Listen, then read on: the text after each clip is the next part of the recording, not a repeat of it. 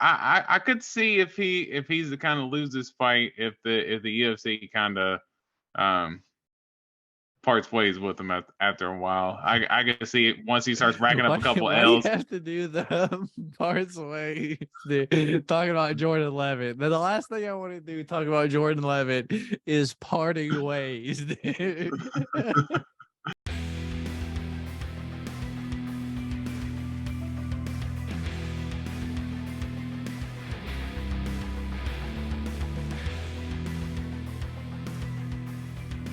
What's going on, y'all? Welcome back to the Golden Octagon MMA Podcast. I am Matt Anderson, and also sad on the right side of your screen is, or I don't know, is it the right side of your screen? Anyway, he's on that side. It's D Rose. How you doing this week, man? And aside from being sad, Somber is kind of more the tone that I've been rolling with, but nah, man, we're doing fantastic as always, and I can't really say too much because we'll get into it, but yeah, coming off this past weekend, you can probably say from the results, card of the year for sure. So I think as far as all the action and everything, I think it all delivered. And whether I was sad about the main event or not, hey, it was still an awesome fight, and it definitely capstoned what was a great pay-per-view overall. dude, like I feel like after every pay-per-view, like we say, dude, it's the pay-per-view of the year. Like, am I right? That's after like every pay-per-view. Well, hey, because I even told you about the last one. I said, I thought, the moment that, we were able to have with it was cool. But as far as like the actual like totality of the card, I didn't really think 280 delivered as far as I guess the hype going into it. But no, I think 281 definitely, honestly, I think it exceeded expectations, to be completely honest. It was a really good card from top to bottom. Yeah, a whole bunch of finishes all the way through. So before we get started on what in today's show, I'm going to let you guys know what we're going to talk about today, and that's this past weekend's UFC fights, UFC 280, the pay-per-view. Give you some news, some fight announcements, shit like that in the middle, and then we'll move on to this weekend's upcoming fight card. Derek Lewis versus Sergey Spivak. That's the main event, but we're going to give you our thoughts and our opinions on every single fight, prelims and up on that card. So before we get started, if you guys wouldn't mind, Alex Pereira, that like button for us. Subscribe to the channel if you are not, and put your thoughts in the comments below. Let us know what you think. There's a few of y'all that actually enjoy commenting, and we appreciate it. So yeah, man, let's get into it. UFC 281. So I'm gonna give you guys the results of the card just real quick. I guess we do usually film this like on a fucking Wednesday night to upload Thursday, but it's Tuesday night right now. So it might come out. This might come out Wednesday. This might come out Thursday. I'm not sure. It depends when I want to edit it and upload it. Yeah. So first fight of the night, Carlos Ulberg versus Nikolai Negumereanu. Me and Dorian both were on Carlos Ulberg here. Next fight, Julio Arce versus Montel Jackson. Once again, me and Dorian were both on Montel Jackson there. Up next, Mike Trizano versus Sungwoo Choi. And we'll talk more about this fight like later on, because it probably round of the year, around the past few years, in my opinion. This shit was nuts back and forth. But me and Dorian's first different pick of the night was Karolina Kowalkiewicz versus Silvana Gomez Juarez. Dorian did pick Karolina Kowalkiewicz, and I did pick Silvana Gomez Juarez. So every pay-per-view, we try to pick 5 different fights to put up this here pick champ up on the line. So Dorian right now is up on the main event of the early prelims, the steamroller, Matt Frevola, taking on the bulldozer, Atman Azatar, dude. So the steamroller versus the bulldozer, and the steamroller came out on top early first round, super quick finish. All right, moving on to the regular prelims, Andre Petrovsky gets it done over Wellington Turman, dude. And right here, I was like, Dorian, you can go one way, I'll go the other way. So we did have our second different pick of the night right here that you did get right. Andre Petrovsky gets it done in the third round of decision. third round decision. I say that every time.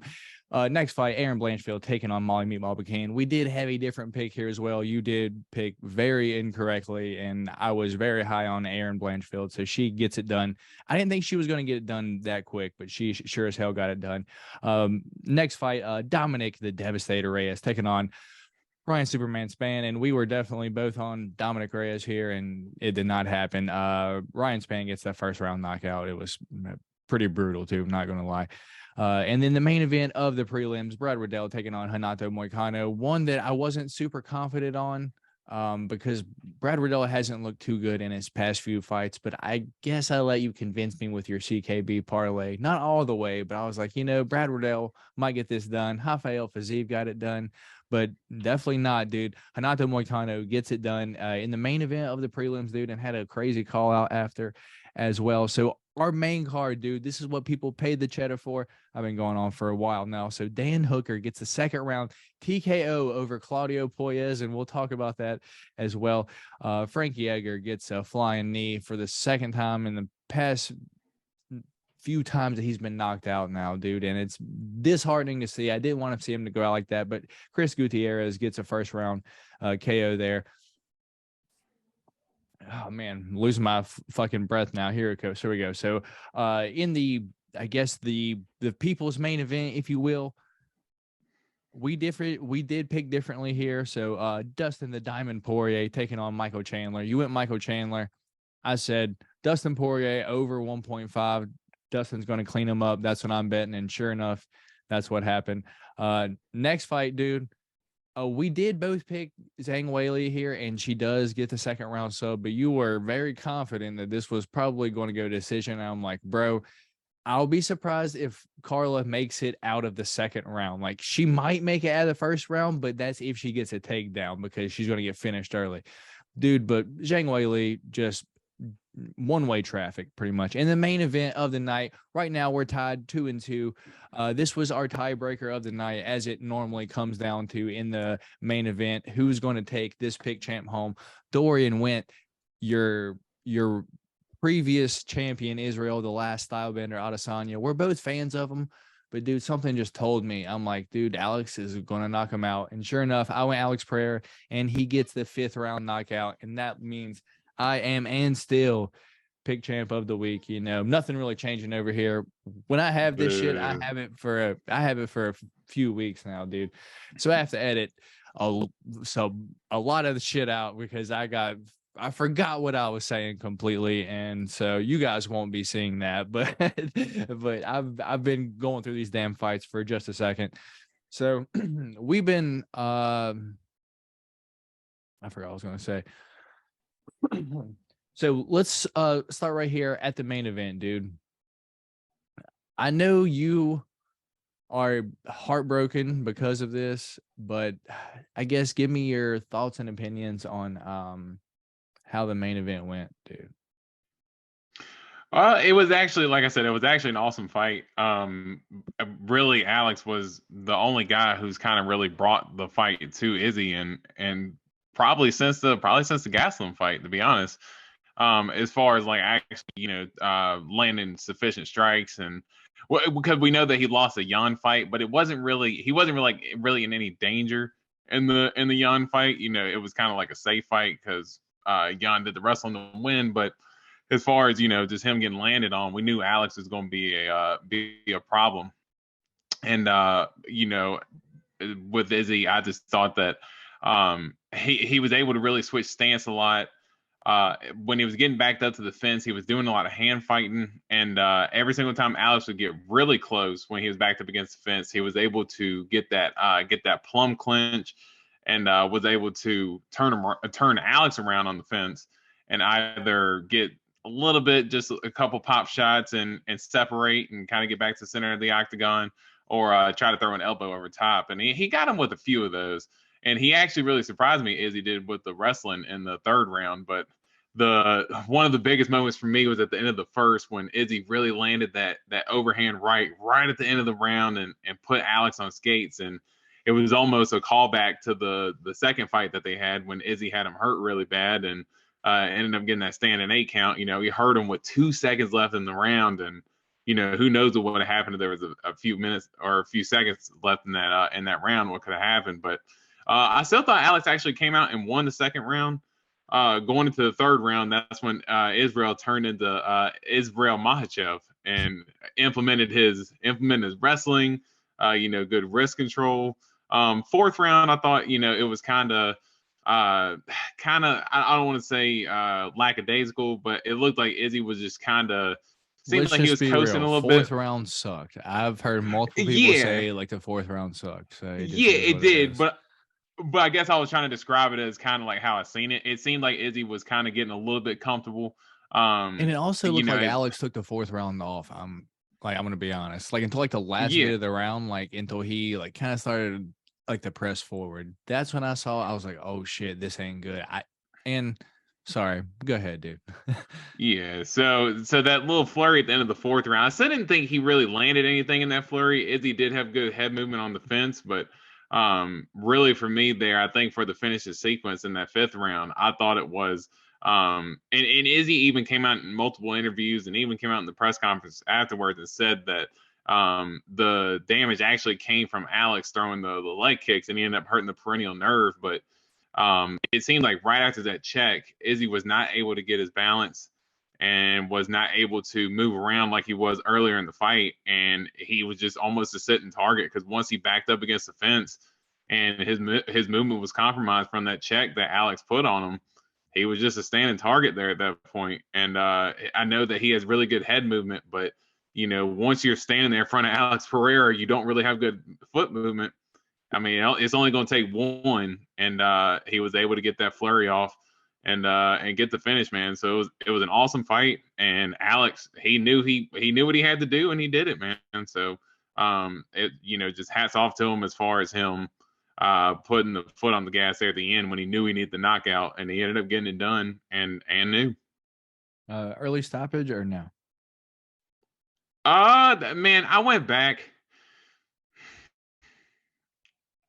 a little early. It's not to the point to where, because I heard Ariel Helwani say afterwards, he said it was a controversial stoppage. It wasn't controversial. The only thing, and I heard Izzy in his interview with Ariel, and he actually brought up the point, and I actually didn't think about it until Izzy said it. So he said he wasn't upset with the stoppage because he understood where Mark Goddard was coming from and protecting the fighter. But he had brought up the point when Mark Goddard was actually the ref in the Kelvin Gastelum fight for Israel.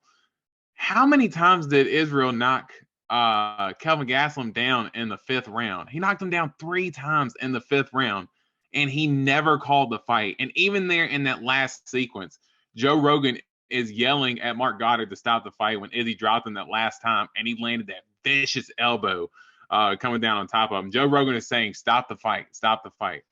I don't feel like people were asking for that fight to be stopped there, but at the same time, Mark Goddard's looking out for Izzy's health.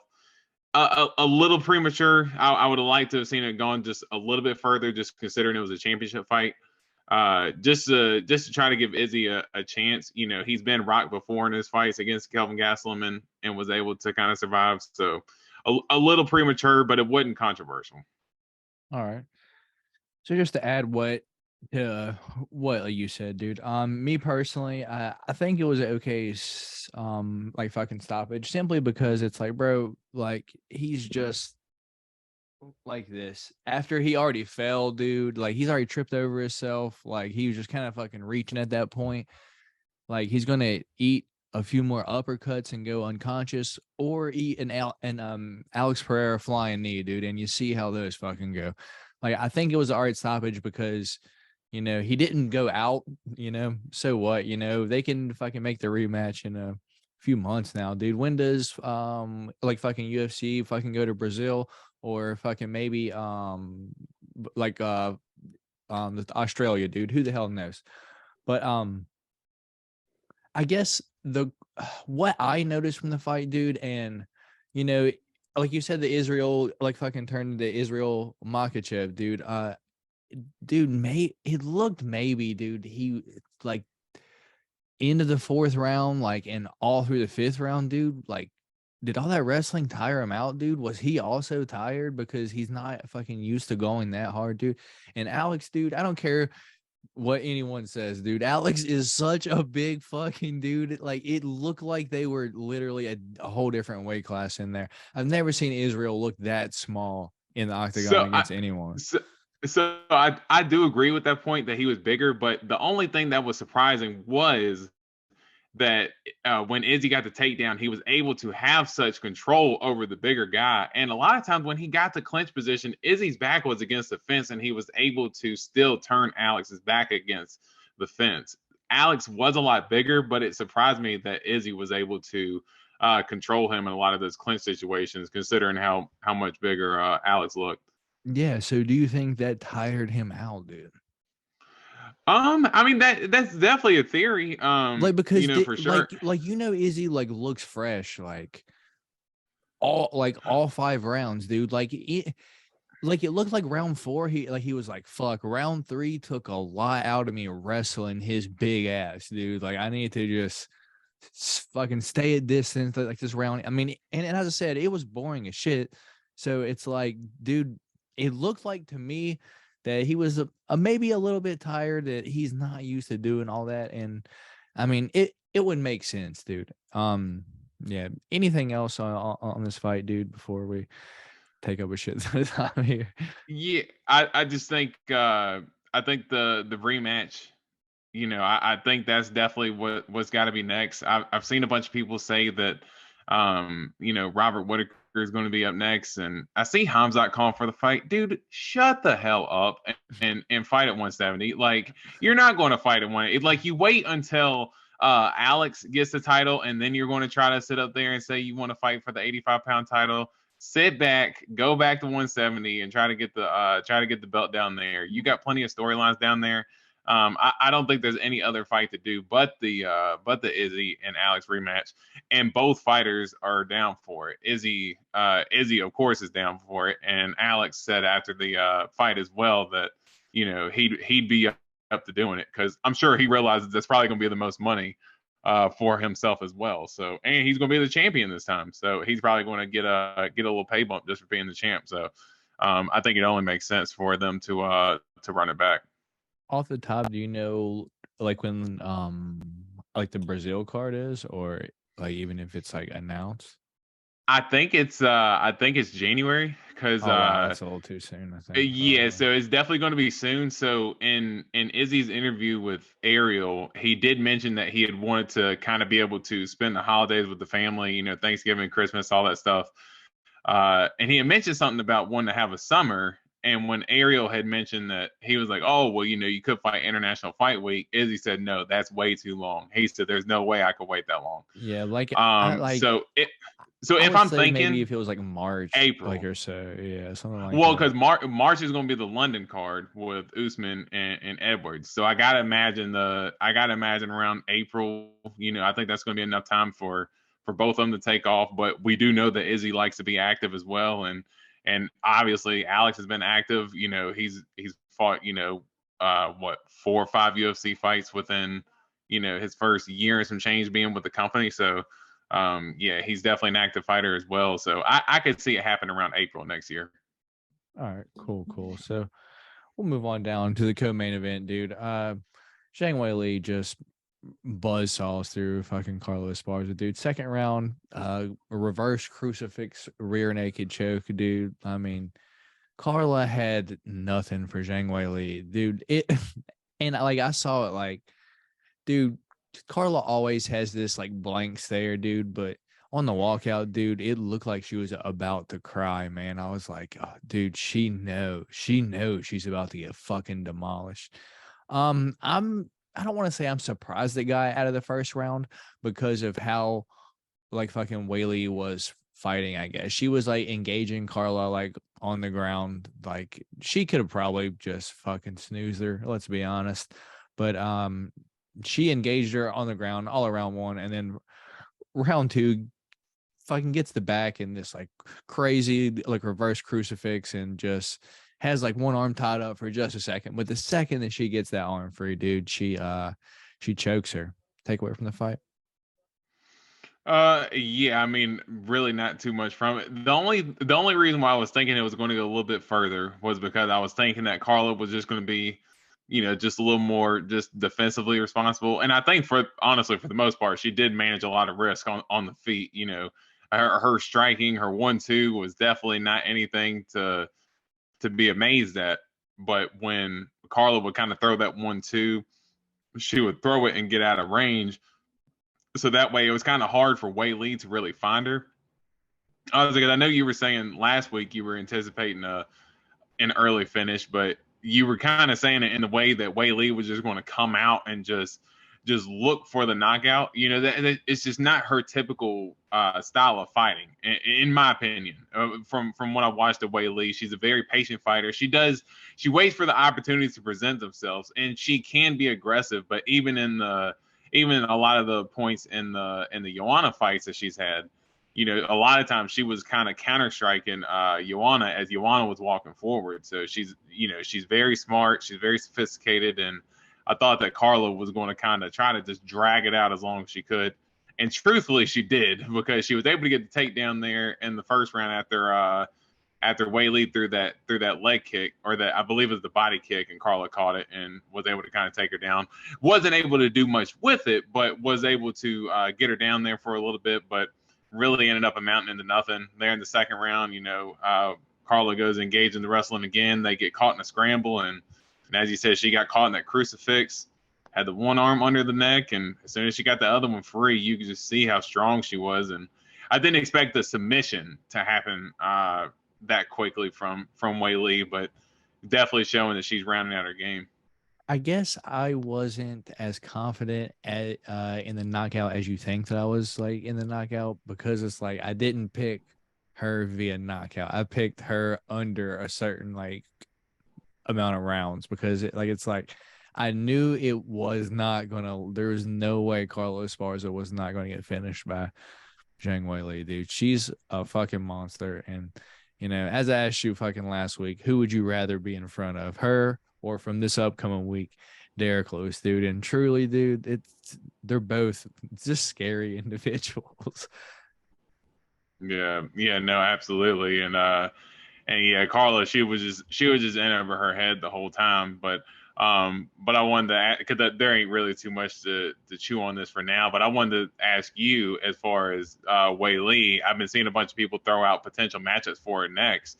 What do you think ends up becoming next for Wei Lee after having such a dominant performance? Recency bias for me. Give me Amanda Lemos versus Wei Lee. Let's go. Let's run it. Let's run it. Yeah, dude. And it's so weird, because like I hear people say, "Oh, well, Rose is going to get the fight, or somebody else." Dude, there's nobody else in that division that makes more sense than giving her than giving her Amanda Lemos. I mean, you want to talk about like the striking with both of them, dude? I mean, I don't care who you are. Like, I don't care what woman it is. Amanda Lemos is going to have the power advantage in terms of hand striking over any woman. I'm talking Andrade. Andrade ended up going to wrestling against Amanda Lemos. She ended up doing the wrestling and ended up getting the submission. Now, it was a sick ass submission she got, but she was not going to stand and strike with Amanda Lemos either. So, dude, I think that's going to be a super interesting fight if they make that happen. I really want to see that fight. Dude, depending on how big Amanda Lemos is, like, as a dog, dude, like, that's Amanda Lemos by knockout. That's live, dude. Because we've seen Wei Lee get knocked out. We've seen Wei Lee get knocked out by like a barely head kick. Like, yeah, like she didn't see it coming. All right, fair enough. But it's like you can see an Amanda Lemos punch coming and still get fucking knocked out outright. She'll shut your lights off. Anything else on this fight, man? Nah, we pretty much got everything on that one. All right, man. So DP, the Diamond, taking on Iron Michael Chandler. So Diamond versus Iron, dude. I told you last week, Diamonds were harder than Iron, dude, and it prevailed. DP gets a third round sub over Michael Chandler, dude. And dude, Michael Chandler, even though he's not, dude, I don't know what the gauge is on him. Like, Do people like him? Like, do people hate him? I don't know, because I just watch the fights, and like at this point, like I'm a fan. Like I'm excited when I see that he's in a fight, dude.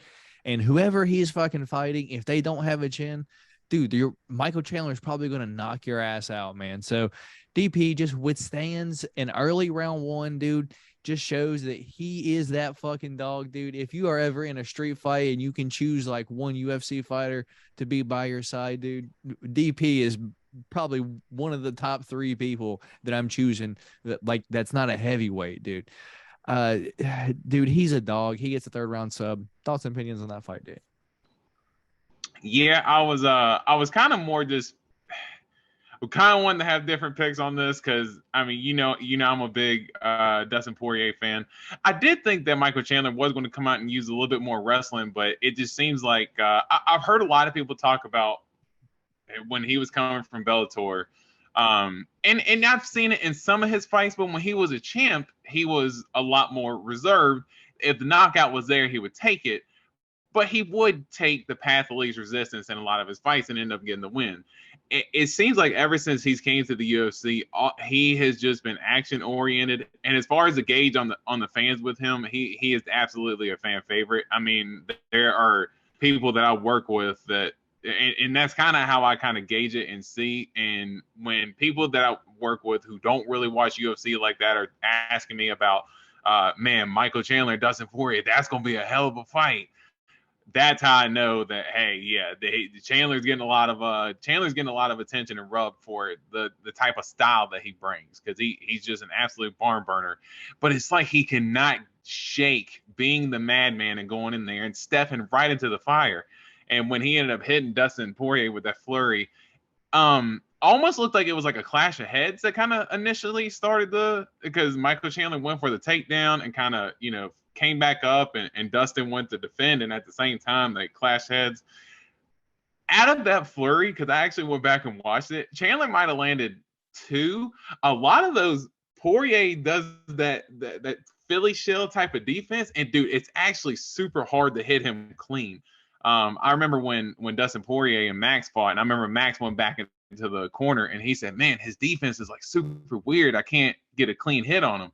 A lot of those hits that Chandler threw hit a little bit, but not exactly the cleanest. And the way Dustin was just setting him up, waiting for him to throw the hooks, and the way he stepped off to the side and landed that right hook and got Chandler buzzed at the end of that first round. He is just an absolute master at setting up that counter right hand, man. I mean, he can set it up against the best of them. And in that second round, I thought it was a little bit interesting. Dustin Poirier pointing out that Chandler was a little bit of a dirty fighter, saying that he was blowing his nose on him and stuff like that. And if you go back and look at it, Chandler definitely did blow his nose on him with the dude. It was like a snot rocket of blood that ended up coming out of his nose that sprayed all over Dustin Poirier. But Chandler used his wrestling in the second round and was actually able to ground out Dustin pretty good there. But I think, to your theory about is he tiring himself out wrestling, I absolutely think Michael Chandler wore himself out wrestling, trying to control and hold Dustin. And there in that third round, when Dustin ended up reversing the position and getting Michael Chandler's back, Michael Chandler's never been submitted before. And Charles Oliveira had his back and never submitted him in that fight. But Dustin Poirier ended up submitting him. Hey, Dustin Poirier's got really good jiu-jitsu, so I'm not trying to discredit him. But I'm saying that when Dustin Poirier got his back and he got the choke, Chandler looked like he was just absolutely exhausted because he was in an absolute dogfight. And Chandler and Poirier, we knew that was going to be magic from the start because both those guys always deliver, man. And the Diamond, man, that dude, he's just unbreakable. Dude, what did Iron Michael Chandler say when he showed up to the UFC? Not here for a long time. He's here for a good time. Dude, and that's how he fucking fights, dude. Ever since God bless, see you at the top. Dude, that is his quote when he came in the UFC. I'm not here for a long time. I'm here for a good time. God bless, see you at the top. That's Michael Chandler's thing, dude. And dude, that's how he fights, man. It's balls to the wall. He will never finish a 5-round fight in the UFC. Mark my words right now. There is zero chance that Michael Chandler finishes a 5-round fight in the UFC fighting like that. Because, dude, it's like he knows how much gas he has. He has a limit, right? He'll use as much gas as he can round one and then just try to preserve it over the next 2 rounds, dude. Like that's Michael Chandler's game plan, dude. It's like, how much gas can I use in the first round? And then I'll just check and see what I have left after the first round and just fuck it after that. I knew at the end of the first round, like as you said, dude, like when DP like kind of started to come on strong and he hit him there at the third and kind of had him fucking wobble, dude, I was like, oh, it's a wrap. He's going to clean him up. He's going to clean him up. Round 2, as you said, he did get a few takedowns and have some control. Dustin wasn't so mad about like the blew his nose on him as he was like the fish hook when he fucking like grabbed under his like teeth, dude. And it's like the replay showed it, dude. It was there. You can't say you didn't do that. You know, it's like his head's here and it's like his mouth opens up and then his whole head goes up. It's like, where was your fingers at, Michael Chandler? Where were they at? They were either in his nose or in his mouth, one of the two, you know? So yeah, that was pretty fucked up. Hell of a fight. I'm glad DP got it done. Surprised at the 3rd round sub, as you said, dude. But when I saw like the body triangle fucking lock on there, dude, I was like, he's gonna sub him. He's gonna sub him. And sure, I need to start recording my reactions, dude. I can be like, I told you, because like as soon as it happens, I'm like, here it comes. Yeah, dude, hell of a fight. Michael Chandler in nothing but bangers, man. Anything else on this fight? This fight actually exceeded expectations, kind of, believe it or not. So, but yeah, they both guys deliver as always. Yeah, dude, you thought Michael Chandler was gonna come out and just fucking wrestle him, and I think he tried just a tad, and I feel like he struggled round 1. Like he was like, damn, he's harder to get down than what I thought he was. So he was just like, fuck it, I'm just gonna throw with him. It's just in his nature just to get caught in a dogfight, though. Like it's like as soon as he gets hit and he tastes blood, it's like all of a sudden you just know that he's gonna be in for it in that first round, dude. He's gonna go balls to the wall. Yeah, dude. So the heartbreaker of the night, dude. Frankie Edgar, Chris Gutierrez, dude. Chris Gutierrez, flying knee 2 minutes into round 1, dude. Before that happened, though, Frankie Edgar did eat a spinning back fist. I was like, oh shit! Like, I thought like any other person, I would be like, that would have probably knocked Frankie out, and he just had that knockout in his last fight too, dude. So that goes to show, dude, like the knee that hit fucking Frankie, like that would have probably knocked out fucking most people, dude. Sucks to see Frankie go out like that in MSG in his like hometown area, dude. Yeah, dude, but that's how this game plays out, man. Take away from this fight, dude.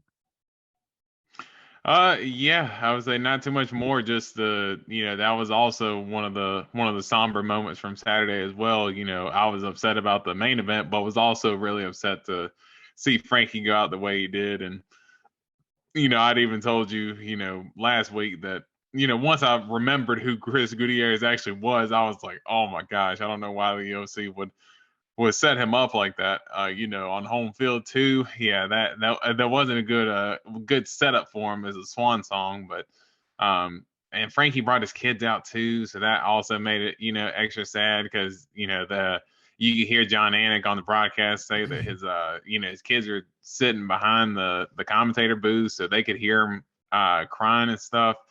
Just tears at your heartstrings. But I thought DC kind of brought it home on the broadcast as far as, it's not a funeral. Frankie Edgar is going to live on, and Chris Gutierrez had a great performance. And Chris Gutierrez, man, he looked flawless, landed a bunch of leg kicks. We know the way he operates with those leg kicks. And, dude, he's got lightning quick just kicks in general, just body kicks, head kicks. He was able to really sneak a lot of that stuff in. And truthfully, he just set up the knee just similar to the way that Sandhagen set up the knee, man. He had kind of raised his hands up. It looked like Frankie was kind of blocking and going to dip in for a takedown. And a lot of times when Frankie steps in, he dips his head a lot and just caught him clean, man. There's a lot of tape on Frankie as far as, a lot of the movements and stuff that he does. And, that's one of the things that he commonly does. And, got caught with the same knee again. So, hated to see it happen to him, but Chris Gutierrez, man, that was just flawless victory. in my Mortal Kombat voice. Yeah, man. I don't look into it too much just because obviously Frankie's older, but obviously Chris is good, dude. Like, he's a good fighter. It just is what it is. Really good.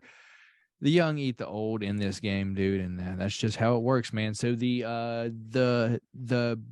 opener of the main event, dude, of the pay-per-view, Dan Hooker versus Claudio Puelles, dude. And I was like, if Claudio wins this fight, he's gonna kneel our Dan Hooker, dude. And I gotta be honest, round one, dude, kind of worried just a bit because a few of them were deep. But in the end, Dan Hooker survives that deep knee bar. And then once he, I guess, felt the best of what Claudio Puelles had, he was just like, game on. And I messaged you this there in the fight, dude. Dan Hooker's like flow and his like fucking style looked exactly like how Izzy regularly looks, dude. Deep kicks to the body, leg kicks, his like fucking faint, like fucking jab, just like sliding in and out. He looked just like Izzy. If like you were just a blackout, like all the fighters there, I probably couldn't have told them like apart because they like their fight stance and their style was like spot on, dude. Dan Hooker gets a second round TKO with a bunch of teep kicks to the body. Claudio Puelles kept rolling around on the ground like a fish, dude. Takeaway from this fight? Yeah, I was definitely getting annoyed there with the Puelles there after a while. I mean, we understand that, he's trying to go for the knee bar. We said that he was one trick pony though. We said that he was probably going to go for some M&R rolls there at one point, but it was just like, okay, we get it. Like, you're not going to get the knee bar. Like, and at least if he had went for a takedown, and once, maybe twice, he went for an actual takedown. Trying to actually get a single leg, get a double leg, whatever. If he had at least tried to win for a takedown, I wouldn't have been as aggravated about it. But just to watch him constantly just roll on his back, expecting Dan Hooker just to jump on top of him. Yeah, that was getting pretty annoying. As you said, Dan Hooker showed really good ground defense there in the first round. Puelles ended up getting it in at one point, but Dan Hooker was sitting on his butt, and the way that he was sitting, his leg was already on the floor. So Puelles really didn't have any crank to the knee bar when he finally ended up getting his hips in position, and Dan Hooker really defended really well. And like you said, those teeps to the body was just nasty. And I mean, I wouldn't say that he looked like Izzy. Honestly, he just looked like the old Dan Hooker. I mean, he had kind of like a vintage performance for Dan Hooker, man. That's a lot of his style.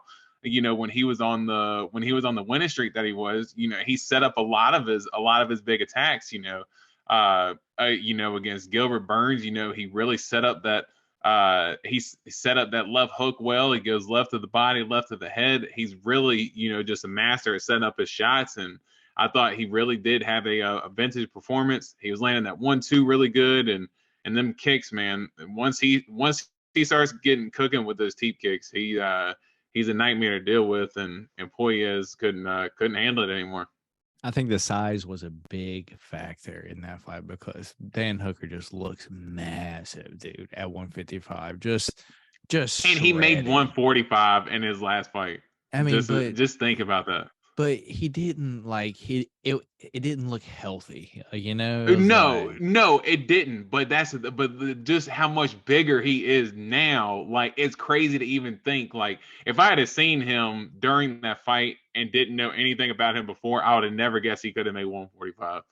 So that dude's just like a tried and true mixed martial artist, man. And one of those things that Dan Hooker, I've heard him say multiple times, is that a lot of the guys at the top protect their record and are scared to take fights against other guys. And man, Dan Hooker's like, dude, fuck it, I'll fight them all. Like, I don't care.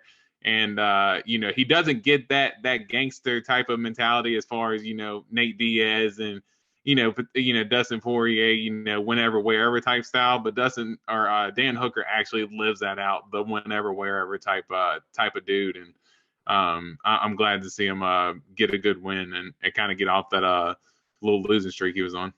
All right, man. Let's move down to the prelims and kind of step on the gas, dude. So we're not fucking on this shit because it's already 9:30 and dude, it's gonna be a long one, dude. So all right, man. So prelims, Brad Riddell, Renato Moicano. Anything on this fight, just aside from, maybe Brad Riddell should probably maybe look at hanging it up, man. I don't know, dude. Well, I don't. Well, he actually mentioned on an Instagram post after the fight that he said that he hasn't really had the love for fighting here the last couple of times. So he said that he's not going to retire, but he's going to take more of a step back and take an approach to doing more coaching. Now he is Alexander Volkanovski's striking coach, and he helps a lot with the CKB team. So he's basically going to take a step back from fighting as of right now and go ahead and do a little bit more coaching. And for Renato Moicano, good performance from him to get that bounce back from, coming off that RDA fight. As I said, he took a hellacious beating in that fight. You don't know what that does to a fighter's psyche. And he came out in that post fight and let everybody know, hey, I took that fight off of a short notice, so I need to get paid for that shit. And to be honest, can't really blame him. So good performance from him, and love. I actually ended up really cracking up at his post fight speech afterwards. So dude, good performance from him.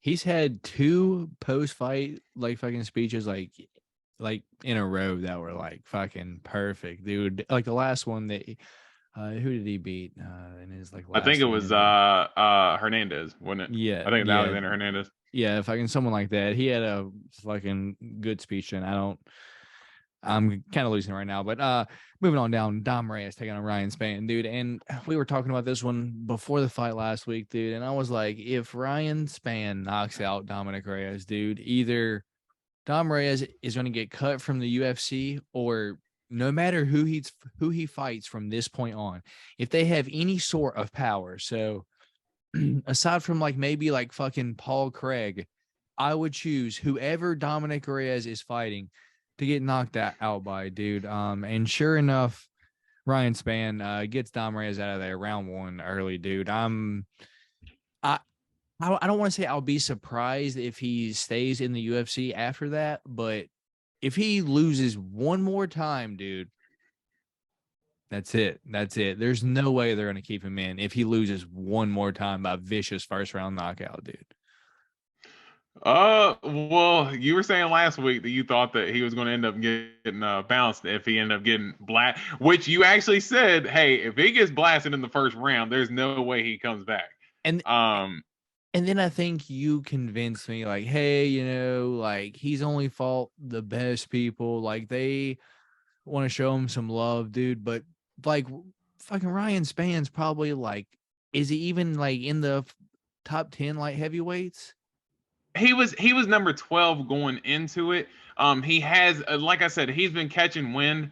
I know. I think the thing for you, that Johnny Walker fight, I do not know if you had money on that, but that performance from Ryan Spann like really hangs with you, to the point where I feel like the worst fight IQ possible. But I feel like you hold it fight IQ possible. You hold it over his someone's head leg while you're getting elbowed and just get knocked out, bro. Let go. Yeah, because you hold it over his head a little too much, because dude, he is like a pure athlete. And if you looked at him and Dominic Reyes size wise, like they might have been the same height, similar to Izzy and Alex, dude. Ryan Spann looked like a heavyweight in there fighting a middleweight. Like Ryan Spann is massive, and first round Spann is also a problem. Like that dude can thud in the first round. Like when he's on, he's on. And to be completely honest, Dominic Reyes ran right into that hook when he ended up getting caught too. So it was just two forces moving together against a power puncher like that. It didn't surprise me that Dominic Reyes ended up getting knocked out, but I definitely think he sticks around. And honestly, I think you just made the matchup right there. Paul Craig is the perfect fight for Dominic Reyes to get right. Now, if you go out there and get knocked out by Paul Craig, now you deserve to be cut at that point. If you go out there and get knocked out by Paul Craig, so I think you actually made a good matchup there with him and Paul Craig. I think you can do that fight next for him. Dude, maybe, dude, but it's like just a few things. It's like I think Dom Reyes is stuck in his mindset that he's the best light heavyweight on earth that he beat John Jones, that he's just going to go in there and run through everyone, dude. It's just like, bro, with that mindset, you're going to continue to get knocked out. It's like, bro, Ryan Spann is rushing forward at you, and you pulled the Jairzinho Rosenstruck over like fucking Francis, dude. You're throwing leg and body kicks at him, dude. He's bum rushing you, dude. Like, that's not going to work. Like, you have to throw punches, dude. And I just kind of feel like the fight IQ there that used to be there, dude, is no longer there because he thinks he's like the best now. And I don't know, dude. It'll surprise me if he wins again, dude. Well, honestly, in the Yuri fight, the reason why Yuri was able to catch him with that spinning elbow was because if you look, like, Reyes is actually going to throw a straight left as Yuri's throwing the elbow and he catches him. And Reyes was actually literally doing the same thing in the Spann fight. So it's almost like fighters have his timing for his left hand when it's coming. And he's been telegraphed with it the last couple of times and when he's been knocked out. So I know he said he went back and kind of worked on some of that stuff, but I don't know, man. It just seems like those are little keys that fighters end up picking up on, and that's another way he ended up getting knocked out again. But yeah, again, I think he gets another fight. But yeah, I mean, it's definitely he's on thin ice. I'm sorry, I'm fucking spending so much time on this. Like, all the fight week before this, how much time he spent like working on fixing things and this and this. And then, dude, what did the post say right after like he fucking lost? He was like, sorry guys, like I wasn't ready. It's like, bro, you just spent the all fight week saying how ready you were, and then as soon as you lose, you weren't ready. It's like, dude. Well, I think it's more kind of saying that, like, from what I took away from that post was that he wanted it bad, he wanted it bad as far as being able to go out there and kind of return to his old form. I do think some of that is playing with his mental a little bit as far as him being close to being champ, so he wants to kind of regain that regain that form of his, but I think he's just going to have to learn to, again, he got caught with that same, getting there to fire off that left hand and ended up running into a shot. And fighters are getting his timing down. So I think he's just going to have to go back and, potentially work on some things like that. But yeah, I do think that plays with the psyche a little bit about trying to get back to the old Reyes. He just needs to become a new fighter at this point. Yeah, man. Moving on down. Cold-blooded Aaron Blanchfield taking on Molly Meatball McCann, dude. I didn't think Aaron Blanchfield was going to run through Molly McCann this fast. I expected, late round 2, early round 3, maybe a sub then once like fucking Molly has like, fucking come on, like done with all that. When she's like fucking like, okay, this isn't working. She's just gonna wrestle me and I'm gonna get tired. I expected maybe a tap then, dude, but Aaron Blanchfield come out, dude, and had the nastiest crucifix I've seen, dude. People say like Carla's over fucking Yan Xiaonan was bad. Yeah, that one was bad. Fucking Valentina over Andrade, that one was bad too, dude. But the amount of being trapped, dude, fucking Molly would pull her arm out and Aaron would grab it, put it back under her legs, trap her leg back, and just continue, dude. Molly was there for, it felt like a solid 2 minutes of just getting her face pounded in. Like, that could have been stopped a lot sooner just due to, okay, she ain't getting out of there, Dude, Aaron Blanchfield, a fucking problem, dude. Don't be surprised if maybe within 2 fights you see her versus Valentina, man. Thoughts on this fight? Yeah, really wasn't too much to take away other than that. I told you I was picking with heart more than head because, I had even gave you the whole spiel on why it was such a bad matchup for Molly going into it, and then I still ended up going Molly because wanted to see her win, but that it was going to be a really bad matchup. Nothing's better than this. Fucking come on, and just and she's like, "This is my town. This is my town. They're cheering for me. Like they were literally like it's so weird to and I told Amber this when we were watching it, dude. It is so weird that Americans were like cheering. Going back to the Wei Lee and Carla fight too, like just last year they were booing Wei Lee, calling her a freaking communist because Rose ended up sparking some stuff about the Chinese communists and blah blah blah, and the American crowd was cheering for Wei Lee over Carla. Going into this fight, with Molly being from Liverpool and Aaron Blanchfield being from America and from New York. Yeah. From New York. Aaron Blanchfield is getting booed at home as Molly McCann is the crowd favorite. So it is absolutely crazy to see that Aaron Blanchfield actually got booed. But matchup wise, we knew that it was going to be tough for Molly, and really Aaron Blanchfield just ran through her like hot butter, dude. Kind of what we were anticipating. Yeah, man. And I guess like I can see this a lot, dude. I guess like a lot of like analysts, like like fucking other MMA channels they'll comment on how Americans don't cheer for Americans. Dude, if you've never been here, you do not understand. It's like Americans do not support each other at all, dude. It's like we are more willing to support someone from a different country. Like no one in America can get America behind them, dude. That's just not going to happen. Patty can get England behind him. Connor can get fucking Ireland but behind him, dude. It's like fucking Izzy can get like Africa and like New Zealand behind him, dude. John Jones is like the best fighter ever, and we have multiple like Americans like fuck that guy. It's like name one American star that it's like everyone's like yeah, go him.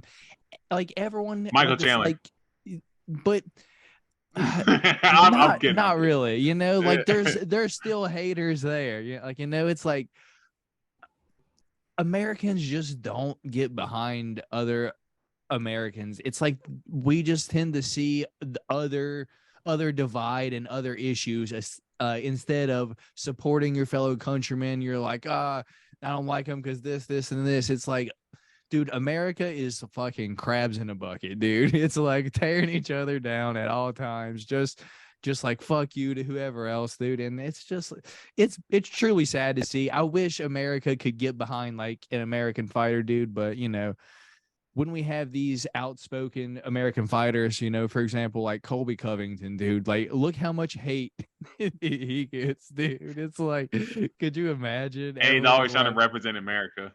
But he kind of now he strategically knows what he's doing. But I'm saying as far as like Aaron Blanchfield, so like so the thing that like frustrates me about like the booing and the cheering thing is like I feel like you can still cheer Molly and not boo Aaron Blanchfield. Like that's there's from no New York. That's her yeah. home. Yeah, so like and same thing with Carla, Carla is an American born citizen. I know she's got Ecuadorian blood, but she is born in America. She is a true American, and she was getting booed as well. And it's like I don't like okay, so if you want to cheer the other fighter, I of course I have no problem with it because you're going to be a fan of somebody. I think they were booing Carla because her last performance, dude, and no other reason why.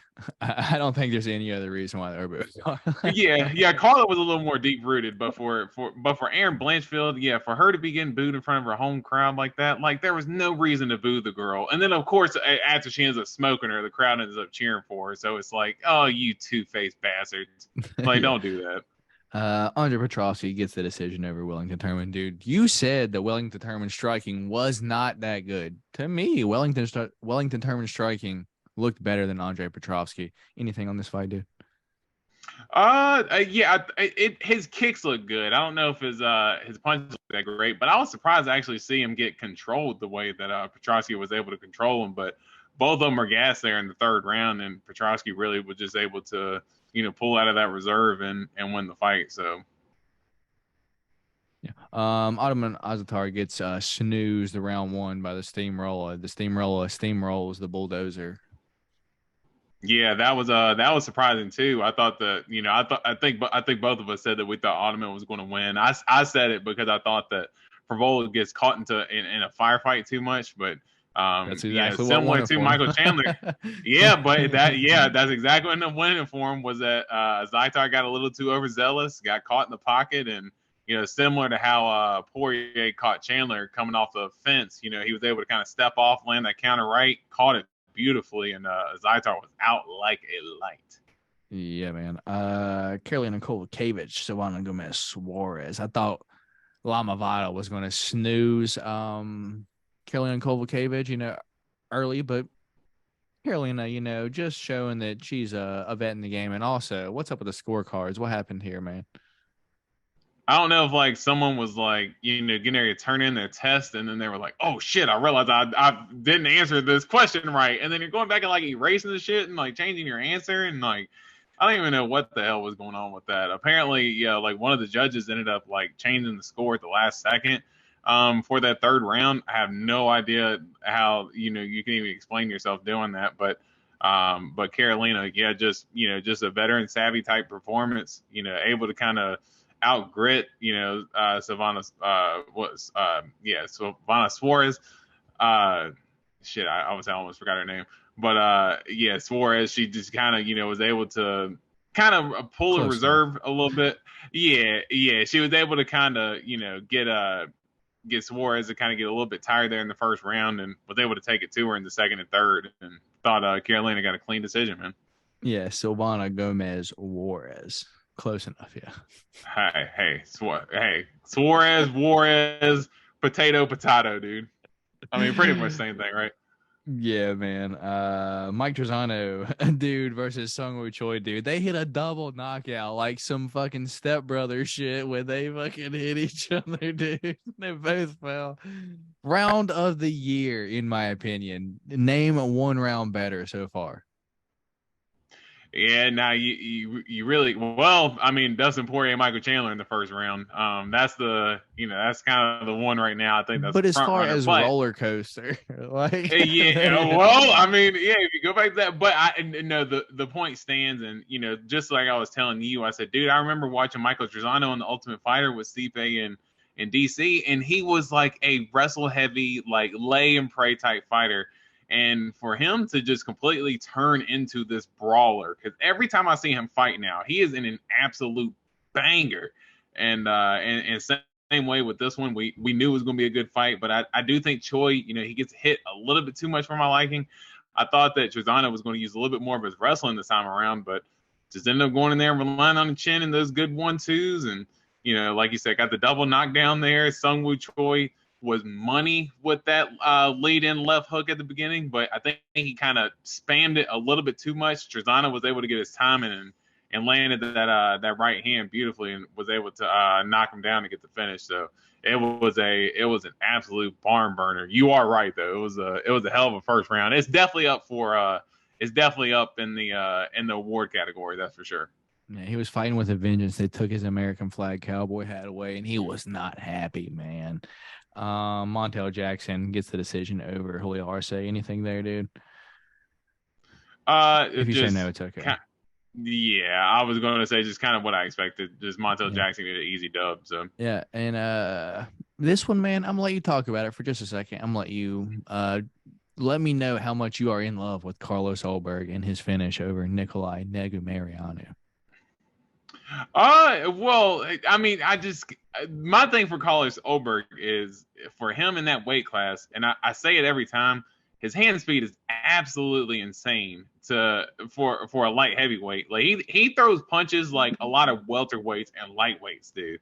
And at that type of speed, it's hard for guys to see those punches. And just it's similar to the way he caught Tafon Nchukwi, except he didn't throw the jab to the body. He just threw the straight jab. And for him to put Nikolai Negumereanu out like that, like, dude, we've seen Nikolai fight some tough guys. Kennedy Nzechukwu, Eor Patera. He's fought some tough guys already, and has really showed a lot of grit, good chin. I was even saying last week that dude's got a beard on him. So for Carlos Ulberg to put his lights out the way he did, he set it up beautifully too. Hit him with a jab. jab, step back, and as soon as Nikolai goes to kind of parry the jab, throws the beautiful left hook over the top, absolutely just level Nikolai.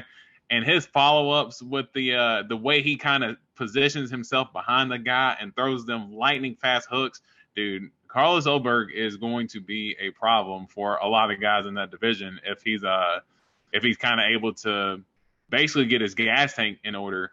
And it seems like his last couple fights, he hasn't really had the reserve on it because he's been putting guys' lights out. Yeah, man. I won't be fading Carlos Oberg ever, dude. He just proved to me. I'm like, all right, man. It just is what it is. Carlos Oberg by knockout. That's the way I'm going. He's good, man. UFC jitters are out of the way, dude. He's rolling at this point, and I'm all right with it. Anything else on the fight card, man? How'd you do betting wise from this past weekend? So I ended up doing pretty decent. I had one parlay that I just needed. I did like a main card parlay. Basically got all of them right except for the main event. Obviously had Izzy in 4-5 decision, but ended up hitting an early prelim parlay with Oberg, Montel Jackson. But I think I told you I had Carolina on there as well with Trezano, and right there before the Carolina fight, I just got a little butterflies and I seen the cash out option there, so I ended up cashing out. Could have won 100, but I still ended up winning 50, so couldn't gripe too much. I didn't bet too much during the weekend either, so I came out in the plus. Yeah, not too bad. That same fight ruined it for me, dude. I was confident on Sylvanas Gomez Juarez, dude, and needless to say, Carolina shut it down for me. So spent about $25 on the prelims, lost all that, in my fucking parlays, chased a little bit, added another $10 bill, and added a few main card parlays, and I hit 2 and I cashed out 1. I end up getting about like $140, something like that. So I came up in the plus this weekend. The Izzy pay-per-view plus money, I just keep rolling on that, can't complain too much. So hopefully to win some more this upcoming weekend.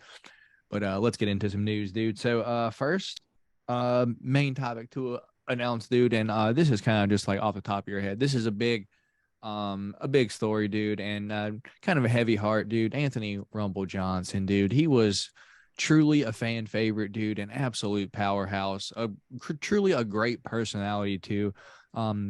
Passed away over this past weekend, dude, at 38. Super young, man. He had some health issues that he had been kind of battling for the past few years now, dude, and he actually fought like rather recently too. So that goes to show that he fought, going through all this. So a true fucking warrior, dude, a true fighter. Prayers, blessings, to all of his like friends, family, all of that, dude. But what is your favorite Anthony Rumble Johnson moment, just off the top of your head, man? Yeah, man, just, same thing as you said, just as far as condolences to his family, Rumble, just one of my favorites. And I will actually tell you that, it's going to sound like, oh, Dorian, you're just making up a scenario for the occasion. But Rumble Johnson actually was a big part of me getting back into the UFC and my fandom. Because I will tell you that Amber was actually pregnant, and I remember being at home, and we weren't doing anything. We were laying on the couch. I'm flipping through my TV. We have Dish Network, and we have this sports package, and Fox Sports 1 is one of the sports packages that we have on there. And I see one of the headline fights on there. It's like January or something like that. It's like mid-January. And when we're sitting there looking, and I see Johnson versus Gustafson, and I'm like, man, ain't Gustafson, ain't that dude who went, he. Sorry, I had to clear my throat there. But ain't he the dude who went close with John Jones for 5 rounds? And I turned it over there, and I seen Rumble Johnson, and that was really the first time I watched Rumble Johnson live. Was that fight? Had no idea who he was going into the fight, but I remember I actually told Amber, I said, she said, who are you cheering for? I said, I really don't know either guy. I said, I really don't like Gustafson that much. I said, but I'm just going to cheer for the black guy. So I'm going to cheer for Anthony Johnson. and yeah, ended up cheering for Anthony Johnson. And I'm like, man, this dude's a savage. I was like, man, John Jones couldn't put away Alexander Gustafsson, and Anthony Johnson was able to. So that was like my first memory with Anthony Johnson. But I mean, you definitely had to go with the that Glover Teixeira knockout. One, it was on the Conor McGregor and Nate Diaz pay-per-view, so it was the co-main event for that fight. I remember Glover was kind of on his rise back up to the title. He was on like a 5-6 fight win streak. I think he just knocked out Rashad Evans in the fight before, because Rashad Evans was still kind of at that level at that point, at least name-wise. He was still at that level. Rashad Evans trained with Anthony Johnson, so it was almost kind of like a perfect storm. You know, Glover Teixeira called him out after he knocked out Rashad Evans, and yeah, man, that it sent chills up my spine when they were getting ready to fight, and it rumbled to land that uppercut and to send Glover's tooth just completely flying in the air, man. And I just remember him just jumping on top of that cage, just slapping his chest and just looking like an absolute animal, man. So Rumble, that dude, he you know, holds a close spot in my heart, man. And even like you said in that Jose Augusto fight in Bellator, and I told you I watched that fight live. That was an absolute crazy fight. He was having a similar vintage Rumble Johnson performance. Gets rocked and dropped in the fight. I've never seen Rumble Johnson rocked and dropped before. Got rocked, dropped. Jose Augusto almost finishes him, and Rumble Johnson comes out in the second round and said, enough of this, and just hit him with that center block of destruction and sent him to hell, man. So Rumble Johnson, rest in peace, and definitely one of my favorite fighters, and kind of got me back into watching the sport, man. So condolences to his family, man, and thank you for all the memories that you provided for us over the years. And you know, for the fans, we'll never forget it, man. And we love the strength that he showed. Rumored that he came through cancer, so or you know, lost a battle with cancer. That's some of the rumors I read online. So prayers to his family, and thank you for the memories.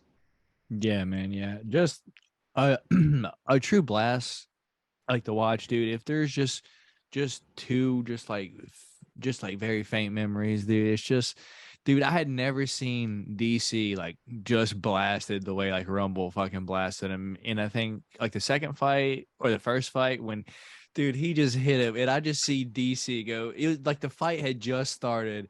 Fucking Rumble just wrecks him, and DC just flies across the octagon. Like, what the fuck did he hit me with? A damn baseball bat? Like, DC, I was like, oh shit, this is a problem. And then just one kind of a little, you know, on a joking note, just to show like the character that fucking Rumble was, dude. Him and like fucking John Jones, when they fucking played the prank on like fucking Dana White, you know, he was like, hey, and they pushed him. Like, you know, Dana had to be shitting himself, dude. But being between Anthony Rumble Johnson and John Jones, dude, just two massive human beings, dude. But all fun and games, dude. Yeah, dude, a true fighter. Just, yeah, man, just sad to see, but you know, that is what this world is, man. You know, you have to be grateful for the time that you have here. Make the most of it while you can, you know. Dorian, you know, I'm glad I have you here every week, man. Just to talk fights with, man. It just makes you just thankful for just, you know, just all the shit that you have, man. So we'll move on from this sad topic, dude, and we'll move on to our regular fight news. Jordan Levitt taking on Victor Martinez. Do you know who Victor Martinez is, and immediate thoughts on that fight? I'm not familiar with Victor Martinez, but curious to see how Jordan Levitt's going to look. I can see, I could see if he's to kind of lose this fight, if the UFC kind of parts ways with him after a while. I can see it once he starts racking up a couple L's. You have to do the parts ways, dude. Talking about Jordan Levitt. Then the last thing I want to do talk about Jordan Levitt is parting ways, dude. Yeah, I could definitely see them parting ways with Jordan Levitt if he's to take a L here. So I think his job's on the line, actually. Damn. All right, dude. So officially announced, dude, UFC 284, February 11th, Islam Makhachev taking on Alexander Volkanovski for the undisputed lightweight championship of the world. Chance at double champ status for Volk. Immediate thoughts on that, dude? Man, I think that that was kind of the fight that we were really anticipating all along. So not really too surprised there, but and we'll probably get into the co-main event for that card as well. But yeah, I'm curious to see kind of how it turns out for the 145 division. But at the same time, I think Volkanovski. I mean, it sounds crazy to say, but I actually think if you look at all the guys, he's probably the one who has the best chance to kind of do anything against Islam right now, even though he's the 145 champ. I think he actually, just the way he fights and his ability, I think he has the best chance to upset Islam. So I do think it's a really good fight, and I'm curious to see it. I agree with you, man. I do think that's the best chance to upset Islam right now, at least. So we'll move on to the co-main event of that card, dude, for the interim featherweight championship of the world. Yair El Pantera Rodriguez taking on Josh Emmett, dude. I'm surprised they went with Josh Emmett, to be honest. Thought they were going to go with Arnold Allen. I'm going to be honest. I think he maybe, I'm not saying he deserves it more, but I thought the UFC would have put Arnold Allen in that spot just due to the following that he can bring a country behind him, Mexico versus England, one of them is going to have a full championship like behind them. In this fight, dude, I got to take Yair Rodriguez. I don't know if, dude, I'm just not, I don't know if Josh Emmett is consistent, but I just feel like he can be beaten by flashiness, dude. Yeah, and this will be one that we will disagree on, because I just don't. I think Emmett early on is the favorite right now, dude. I even told you during the week of, and I can go back and get the screenshot, because I actually screenshotted this not too long ago, dude. How long ago did I call that? You said it. Josh Emmett beat. Listen. I will tell you this right now. I was in Jamaica. Back when Cater and Emmett initially fought. I was in Jamaica, July 14th, right? You told me if Yair Josh Emmett. beats, or it was Josh, or it was Yair. Like you said, if like fucking Yair beats Ortega, they're gonna do Emmett versus Yair for the interim title. That's what you said, and it's kind of shitty how the fight went. Like, I guess it's a win, but it is what it is. Good fight. I'm interested to see how Yair looks, in a solid fight, because I feel like he looked good against Max, and I was like, damn, like rather surprising. The only big thing for me in that fight for Yair is that in the fight against Max later on in that fight was able to take down Yair, and was kind of able to take him down pretty easy. Now we know Max to be a very well-mixed martial artist, well-rounded mixed martial artist and everything, but so is Josh Emmett, and he's a much more credentialed wrestler than Max Holloway is as well. So I think that's honestly, I really think that's the easiest path for Josh Emmett, is utilize a lot of that wrestling. All right. Also added on that card, Jimmy Crute versus Alonzo Minifield. Thoughts on that fight?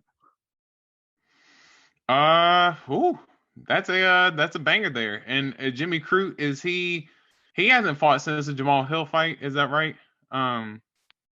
Has he not fought? Yeah, because I couldn't, because he got his face rearranged in that fight. So I was I was going to say I would be surprised if he took a fight really in between since then. But not an easy comeback fight for him. Not an easy comeback fight. Alonzo Minifield's been coming along as of late, and got good power in his hands, and he's been developing his wrestling too. So that's a banger right there. I like that fight. And just now updated 4 hours ago, man. What I say about the Gus versus the OSP fight? Like fucking what I say about it? That you I was like, that don't be surprised if it wasn't going to happen.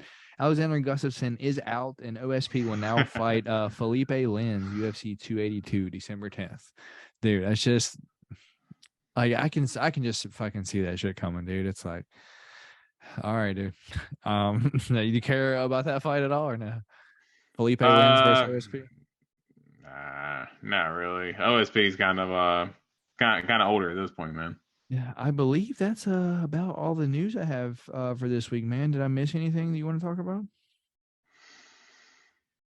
Really, more just that interim title fight with Yair and Emmett, just because I kind of smelled that coming from a mile away. Even before Volk really kind of had any aspirations to move to 55. That was when he kind of had the broken hand situation. Yeah. So even moving up for the title, that just made even more sense at that point. And no sense in trying to hold both of those guys out, considering that Volk's moving up. So I think it just only makes sense. Yeah, man. So, you want to pull up your odds for this weekend, and I will get the topology, Let's do it. nicknames and such. Make sure you got the nicknames on deck. Yeah, man. You are. I listen to the Anakin Florian podcast, and a lot of times the fighters, they will send their like their sound or like the way they say their name out, like a little sound tape almost, Yeah. to John Anik. So a lot of times he plays the names of the fighters, but obviously you'll be the guy for them that'll announce all the guys' nicknames. Obviously you'll be the one that remembers all the nicknames for everybody. All right, man. So, main event of this weekend, we got Derek, the Black Beast Lewis taking on Sergey, the Polar Bear Spivak. Co-main event is Iwan Hulk Kutalaba taking on Kennedy, African Savage in Zechoku.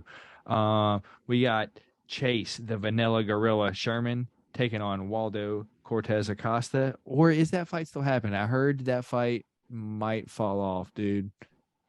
It's still listed on FanDuel as of right now. So Yeah, I heard that one might fall off, or maybe it's one other one. I'm not sure, dude.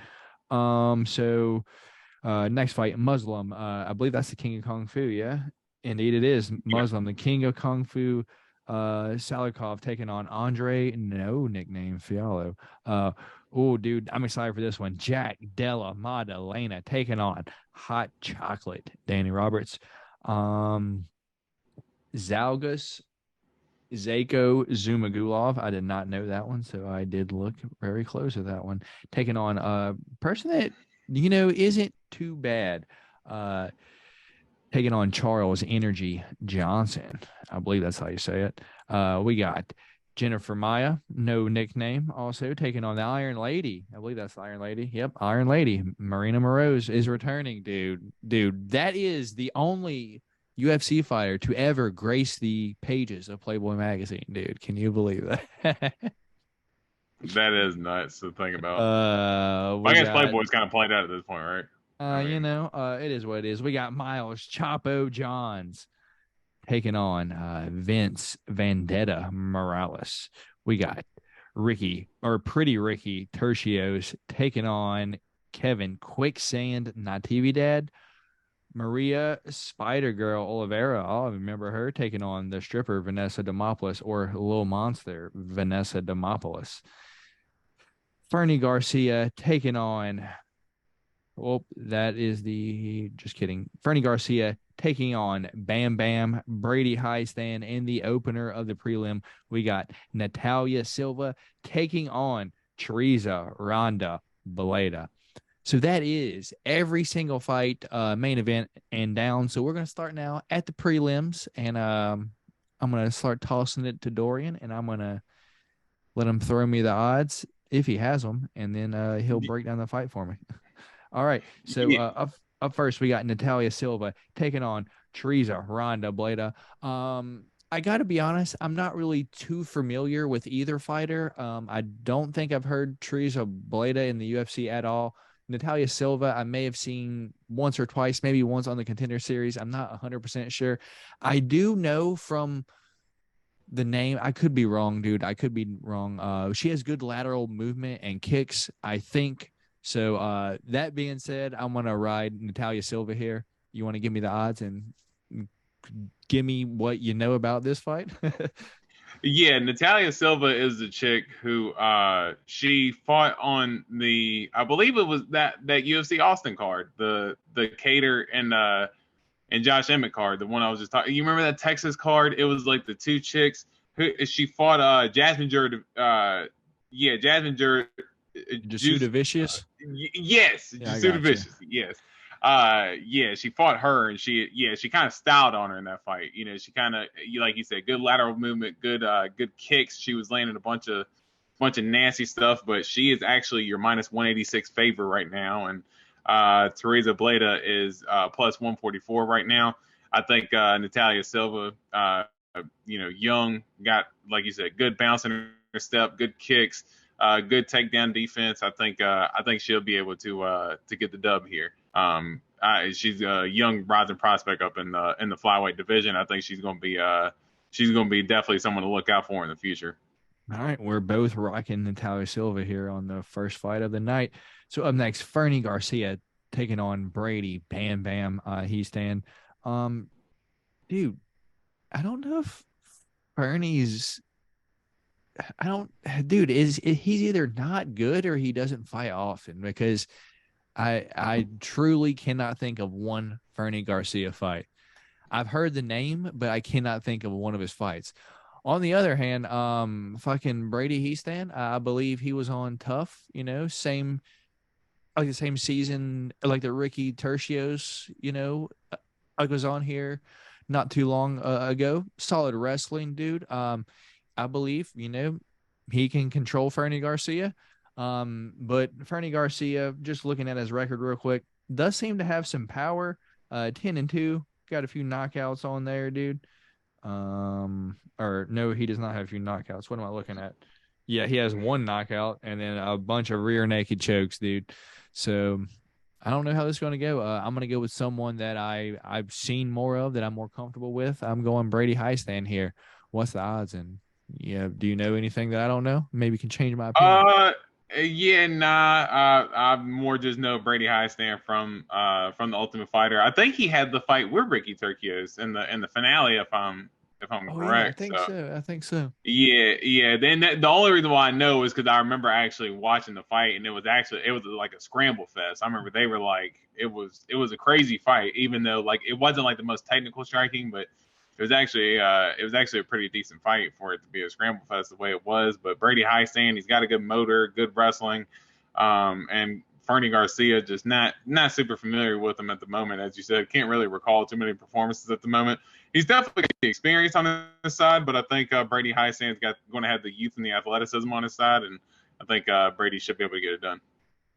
So just to throw it out there, Fernie Garcia last lost to Journey Newsom via decision, and then was on the Contender Series in 2021 and won via overhand right over Joshua Weems, dude. Okay. Nah, Yeah. So it's like yeah, even not. still, I don't even. It doesn't really ring a bell, dude. I guess we'll find out. Maybe Fernie Garcia will come out and fucking show me what's up, I'm going Brady Heisman here. You as well? What's the Yeah. odds? Brady Heisan is a minus 166 according to So the FanDuel. favorite. Fernie Garcia. Yeah, Fernie Garcia is plus 130 right now. Yeah. So if I don't know, at least I'm leaning with the favorite, dude. So at least the odds makers are agreeing with me, dude.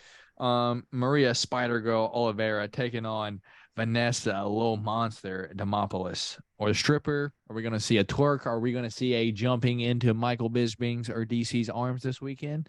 I say yes. Vanessa Demopoulos by armbar. That's where I'm going. Maria Oliveira does have, I say, good striking, dude, but she has a striking background, dude. But dude, she don't look that good on the feet, to be honest. Like she looks like she has energy, but she just looks like she's down to throw down, to be honest, and kind of reckless. I think she's going to get taken down and armbarred. Man, thoughts on this fight, and what are the odds? Yeah, I think pretty interesting fight right now. You got Maria Oliveira. She is actually your favorite as of right now, Oh, minus 128. And it's close Vanessa fight. Demopoulos is Close yeah, fight. Yeah. Vanessa Demopoulos is plus 100 right now. So she is She is a slight underdog right now by even money. I think, as you said, I think Oliveira, she does have good striking. She may be a little bit more willing to brawl than what she should, but I thought in her last fight, I thought she showed a good takedown. Didn't she have she had like the blue hair? Is that the one? Am I recalling her correct? No. Okay, then I might be. No. I believe Maria Oliveira looks like she has like a weave on. Like Okay, she looks like a Brazilian with a weave on. I don't know why her hair looks fake to me. I don't know. I don't know why. I'm just like, is that her hair real? I don't know why. Oh, okay, yeah, then that might be the one I was thinking about then. Or I might have mixed her up with another fighter, but now that you say that, it does. In her last fight, she fought Gloria DePaula, and then she lost to Tabitha Ricci by decision in her debut fight. Okay, yeah, so that because the Vanessa Demopoulos, she does have good wrestling, but you know what? We'll have a different pick right here. We'll go with Maria Oliveira. So I'm just not super high on Demopoulos. I don't know what it is. She can for sure get dropped, dude. Like she fought Silvana Gomez Suarez, got dropped, and then armbarred her. So who the hell knows? This truly could go either way. Look at the under in that fight, dude, because Maria Oliveira does tend to have a little bit of striking potential in my eyes, at least. She could drop Vanessa Demopoulos, or she can get armbarred when she dives in on her, dude.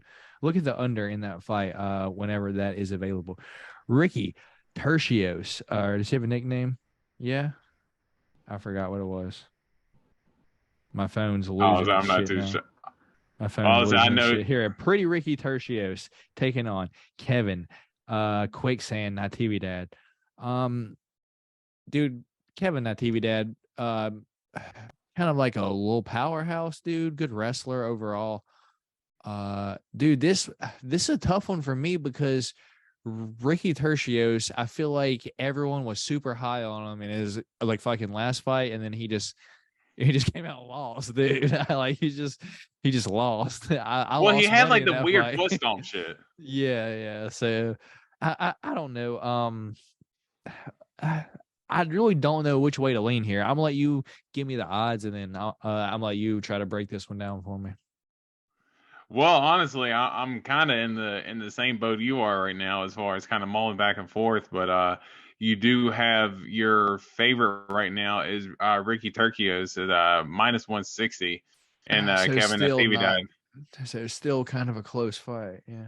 Yeah, and Natividad is plus 124 right now. So pretty decent odds on Natividad if you're a believer. I think Tercios, the thing that was kind of concerning was that once he wasn't able to get it to the ground, he kind of had that weird, it looked like almost like the Gracie stomp, where he just kind of like picked his leg up and was like trying to stomp on someone's foot to like get in the range, and it just seemed like he just wasn't really able to get in the range once he wasn't able to utilize the wrestling. I think that's going to be a big thing for him. Natividad is as you said, a little bit of a powerhouse. But he can also go in there and get hit a little bit too. I'm going with the dog. It's going to be tough, but I'm going dog. Yeah, I actually am too. I'm going Natividad, man. Yeah, I actually am too. Up next, Miles Johns taking on Vince Morales. Dude, Vince Morales, I feel like had a little bit of hype coming into the UFC, because he was on the Contender Series, yeah, and he looked rather good on there. On the Contender Series, back in 2018, lost that, went to Bellator, right? Won a fight in Bellator, and then signed with UFC. Got KO'd by fucking Song Yadong all the way back in 2018, dude. And then, dude, I didn't know he was in the UFC this long now, dude. But I mean, I guess the past like few years have kind of just fucking flown by at this point too, because it's like 2018 was literally a year before COVID started. So it's like, dude, that wasn't that long ago. So at the same time, it's like, I guess so. Anyway, I feel like he is compared to Adrian Yanez a little bit more than what he should be. I don't think he's as good, and definitely has some L's on his record. I'm going Miles Johns here. Miles Johns got power. He's good at leg kicks. Vince Morales has been finished by leg kicks by Chris Gutierrez once before, dude. I don't think he's going to have fixed that. I'm going Miles Johns. How about you? Yeah, I think I'll keep it short and sweet. Yeah, Miles Johns, I think he is the favorite right now, and I think deservedly so. He's a minus 158 right now according to FanDuel, where Vince Morales you can get plus money on him at plus 124. But I think that Miles Johns, I think you could, potentially, depending on where the over/under is at, if it's under 2.5, I think that's something that you could potentially look at for this fight too. Miles Johns is one that does not like going to a decision when he wins his fights, so he's definitely a powerhouse and got good wrestling too. So I can see him taking advantage and getting a dub here. So give me Miles Johns. All right, dude. I can't believe either one of these are fighting. Jennifer Maia taking on the Iron Lady, Marina Moroz, the Playboy centerfold cover model, dude.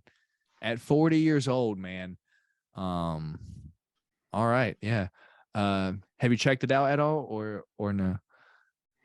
Yeah, no. Like when you said the first UFC athlete to cover a Playboy, I mean, it took me a minute to remember what Playboy was because I'm like, what the fuck? I mean, you can get porn up and show your phone. I mean, do I need to look at Playboy? But yeah, I guess I mean, congratulations for her because it's a big move. But I mean, I would Playboy? only imagine it's probably digital at this point. I don't think you're getting physical magazines anymore. I mean, I know when I fucking go to GameStop, like they used to give me a fucking magazine. They no longer give me that. They email it to me now. So I would assume it's kind of like something like the same thing. No. Yeah, potentially, but yeah, like I said, as far as Playboy itself, didn't even realize it was still a thing until you mentioned it. To be completely honest, didn't even realize they were still going. Interesting. Worth a Google in your opinion? Yes or no? Yeah, I'll say my Google searches for something else a little more important. All right, man. Who you got winning that fight? Jennifer Maia, Marina Moroz. I got, dude.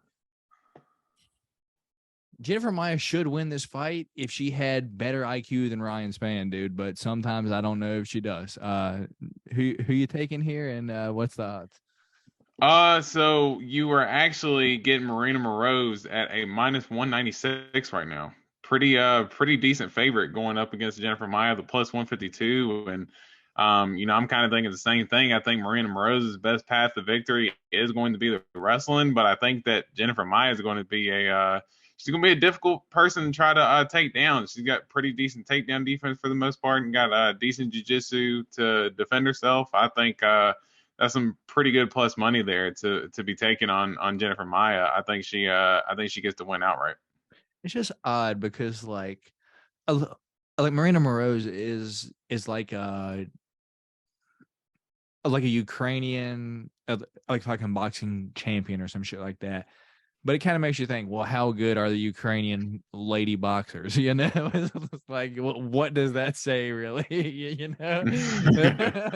You beat other women in Ukraine.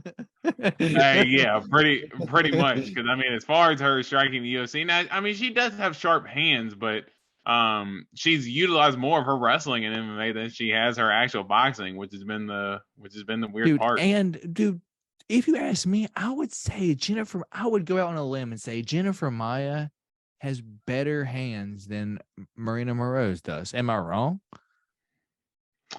That's a little tough because Jennifer Maia's striking is kind of tough to watch as well. I just think she's going to be the stronger fighter out of the two, just as far as strength wise. If she plays off her fucking back, dude, she might lose this fight because she's known to just have the worst IQ, not even try to get up and just play guard for fucking 3 rounds too. She did steal a round off the champ Valentina Shevchenko, so keep that in mind. Maybe she's trying to make a statement here. Probably not. Probably gonna be boring as shit if you ask me. Take the over here, yeah. Yeah, definitely. All right, we're both going. Yeah, nobody's gonna finish. All right, Zagulis Zumagulov taking on Charles Energy Johnson, dude. Charles Johnson dude, I don't feel like he gets enough credit. He went the distance with like Muhammad Makayev, and everyone thought like Muhammad Makayev was just going to like run over him, run through him. He was the previous LFA champ, and I got to be honest, the last time he fought, he had a sick haircut. It was like no hair at all, and then like a fucking just a mullet strip, dude. It's like a skullet. He just had the faded mullet in the back, bald hair. Dorian, imagine you grew out just the very back of your hair and just let that shit just run free. That was what Charles Johnson's hair was, man. Pretty sick if you ask me. He don't get enough credit, but he's going to be taking on Zhalgas Zhumagulov. And I got to be honest, I'm going to shout Charles Johnson here. I don't know the odds or anything like that. You want to give it to me? Yeah, Charles Johnson is a minus 172 right now, and Dude, Zumagulov, I you can don't get want to him. pick the favorites, but I just feel like, I'm just like I don't have the Kind of, odds or anything. It's just kind of. like, That's kind of where you end up. Well, I mean, the last oh couple shit, it's ones, raining, dude. It's yeah, raining.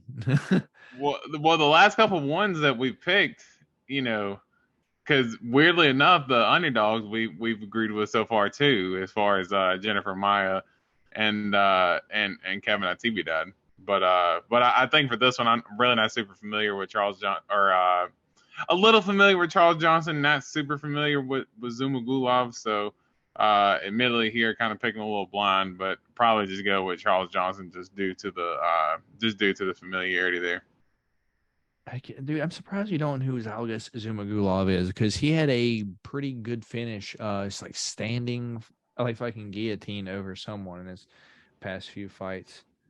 It was over Jerome Rivera. Hit him like early round one with like a fucking standing guillotine. Lost to Manel Kep round two punches. Lost to Jeff Molina via split decision. So tough, dude. Tough. Got a gas tank. So gonna be an interesting fight at 125, dude. So moving on up. You hear that? No. Dude, that shit's loud, dude. It's raining like a mofo outside. Jack Della Maddalena taking on Hot Chocolate Danny Roberts, and this is going one way. Jack Della by KO. Am I right? Yeah, I think that's short, sweet, simple. Danny Roberts gets hit a lot, and Jack Della Maddalena's boxing is very crisp. So Dude, his kind of boxing like is a crisp. 170 DP, man. Like he's got a dog in him. He thrives in that fire, dude. Like he can Well, get that hit, and but he's a dog. well, he's super clean with it too. Just like his striking in general, he's got good body kicks, but like his boxing is very very clean.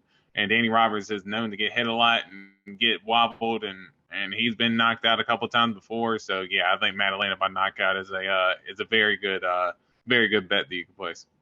All right, man. And I would say as far as the odds too, I'll give you those as Yeah. well. Jack Della Maddalena, huge favorite as of right now, minus 590. Oh, makes sense. He is Makes sense. on the money line. Danny Roberts is plus 390 right now on the underdog money. Makes sense. Makes sense. So we're definitely both going Jack Della in that fight.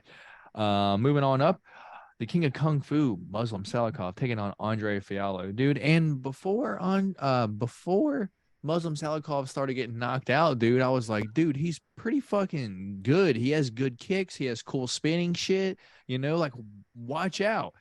And then also on the other hand, Andre Fiallo, dude, before he last he got knuckled up by Jake Matthews. But dude, that is the best Jake Matthews I've personally ever seen in my fucking life. So I don't really know what to think about that.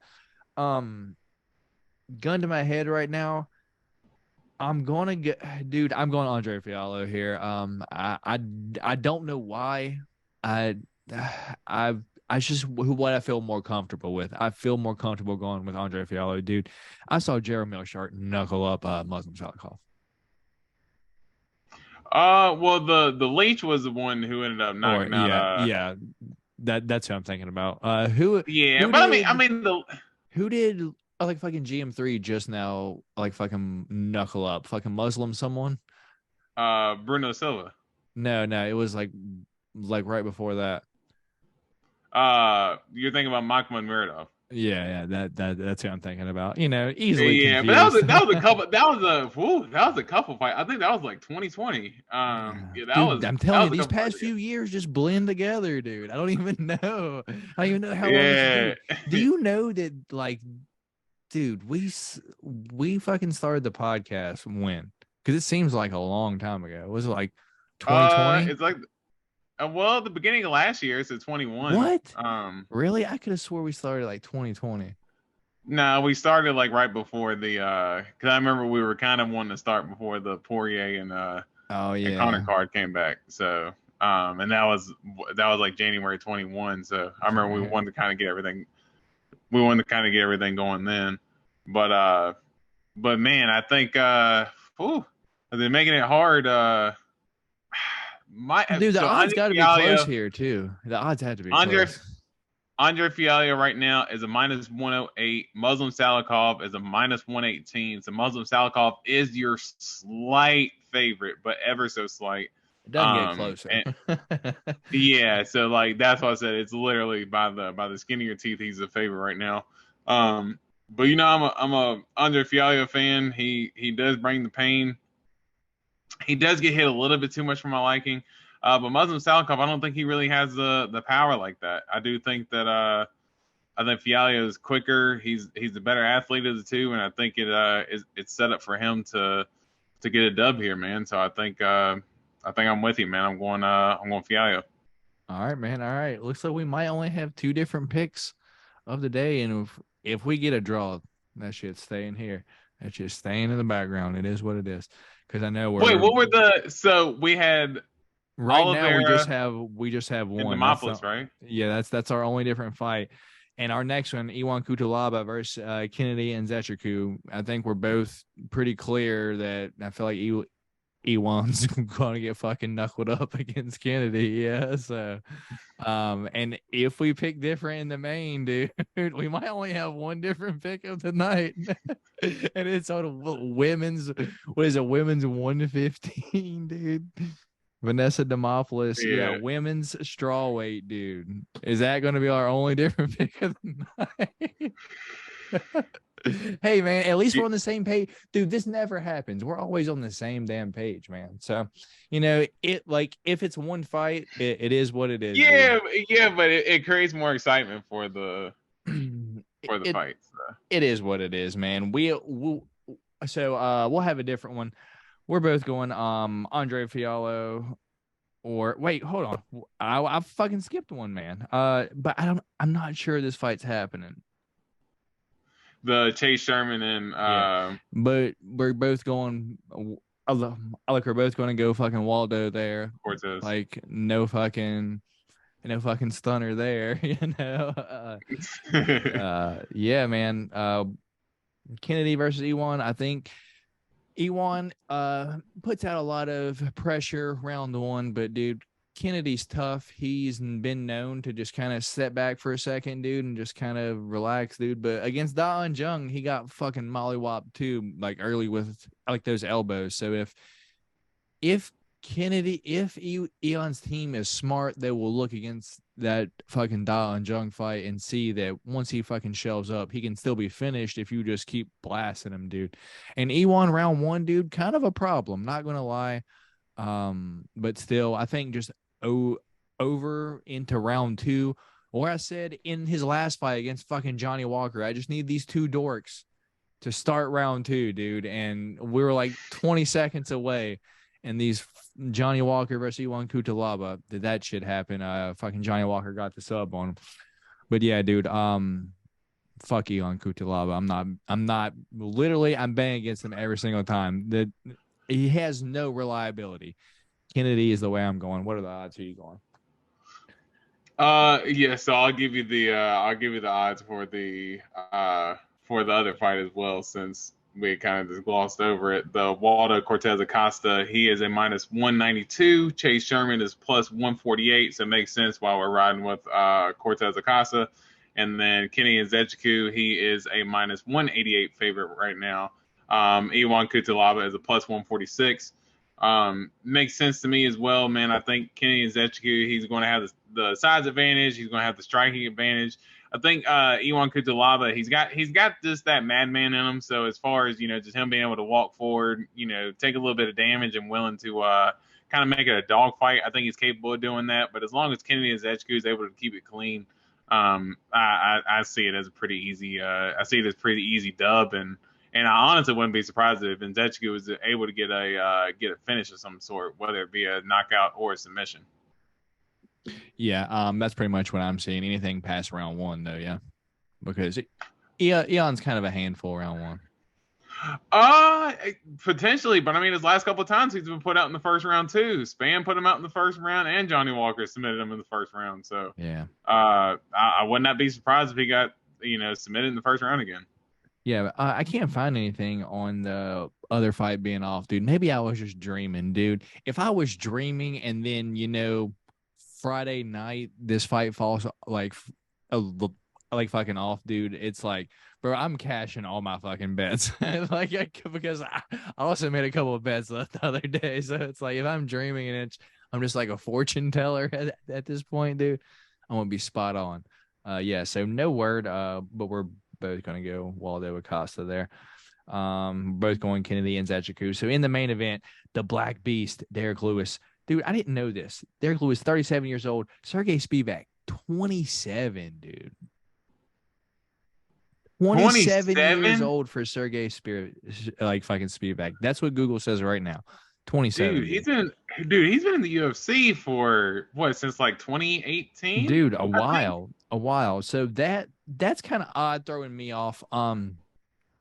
Early thoughts on this fight, going Black Beast. Unless you have a chin of steel or have the best wrestling on earth, Derek Lewis is winning, dude. And even still, even if you have those two things, he still might knock you out.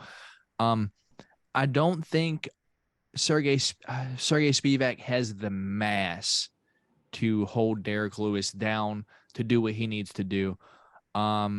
Even though they're technically the same weight and like height and shit like that, dude, Derek Lewis is just a fucking athlete, dude. He stood up with Roy Nelson on his back. just stood up. No technique at all. Just stood up, dude. And if you can stand up with that man on your back, you can stand up with anyone on top of you. Aside from DC, man, it's just out technique at that point. Olympic level wrestling. Sergey Spivak don't have that, man. I'm going Black Beast here via knockout. I don't see this going the distance because it is 5 rounds. Fucking Derek Lewis either gives up after fucking round 3 after being kicked to the stomach too much, or Derek Lewis fucking knockout rather early, man. I don't see this going to the distance at all. How about you, man? Who you picking? What are the odds? Yeah, I know what the odds are. Derek Lewis plus 170 dog. Because I fucking bet that earlier. I was like, hell yeah, I'll take that. Yeah. So you can get Sergey Spivak. He is your favorite right now at minus 215. Derek Lewis looked like he is a plus 164 right now at underdog.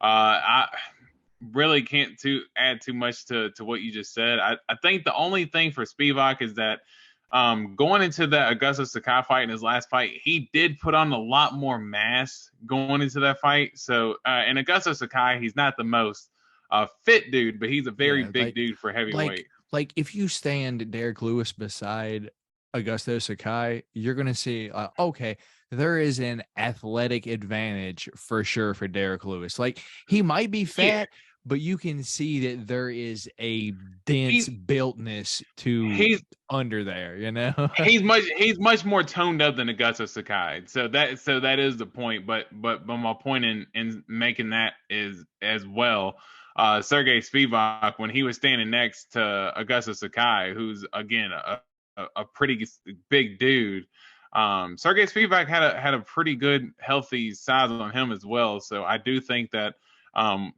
potentially the wrestling could come into play. I don't know if he's got the style to be able to hold Derek Lewis down for forever. And I think if Curtis Blades kind of had trouble kind of getting him down, I think Spivak can potentially run into some of those issues as well. And I think you could look for potentially another Derek Lewis uppercut or one of those bum rushes that he kind of hit Chris Dawkins with. And I think you could see an early, maybe a second round stoppage for him. Spot on, dude. Spot on. Can you believe that he's an underdog right now, man? Like, I just Well, coming up almost 2-1 too. Like, well, I think people are holding his last couple of performances against him. He had the Sergey Pavlovich. Yeah, Sergey. I knew it was another Sergey Pavlovich, and the Cyril Gane fight. I mean, I know he had the in the Taito Ivasa fight too. So he's had a couple of cruddy performances, kind of back to back. But I do think this is against Spivak is the kind of matchup to get him back going. And I wish I was able to find my Derek Lewis shirt because I'd be repping it right now, repping the Black Beast. I was trying to find it before the pod earlier. And you've seen Sergey Spivak get a little bit more comfortable, like on the feet, like down to bang just a tad too. Yeah, right. A little bit. I do think that well, honestly, his last couple fights, he's been a little bit more reserved to kind of wrestling because that's what surprised me in the Sakai fight was he was standing up with Sakai a little bit, but he was doing more of the standing up to set up the wrestling. So he has been kind of falling back on that wrestling a lot more, which hey, it's been getting him the win. So I can absolutely understand why. But I think that like you said, I just think it's gonna be hard to try to set that up against Derek Lewis and Derek Lewis is strong as an ox, man. So I think it's a good matchup for Derek Lewis to get back in the win call. Yeah, old D. Lou about to hook 'em horns. I didn't want to hit my mic. I was like, he's gonna at the end, dude. What's Derek Lewis gonna say once he knocks Sergey Spivak out? Who the hell knows? It's gonna be a blast. Make sure you watch this Saturday. Watch Derek Lewis get the job done. Catch us here next week. For the podcast. Get our thoughts on what happens this upcoming week. Catch me Monday for a card video. Anything before we get out of here, man? Nah, man. We good pod today. Yeah, man. And rough getting started, but got it out. It just is what it is. Like it's always kind of a little struggle to get started. It is. But hey, once that boat gets sailing, it's hard to take it down. Off to the races, man. But yeah, enjoy the fights this weekend. I am Matt Anderson. Dorian Rose is on that side of your screen. Catch us next week. The Golden Octagon MMA Podcast. We'll catch y'all later. Peace.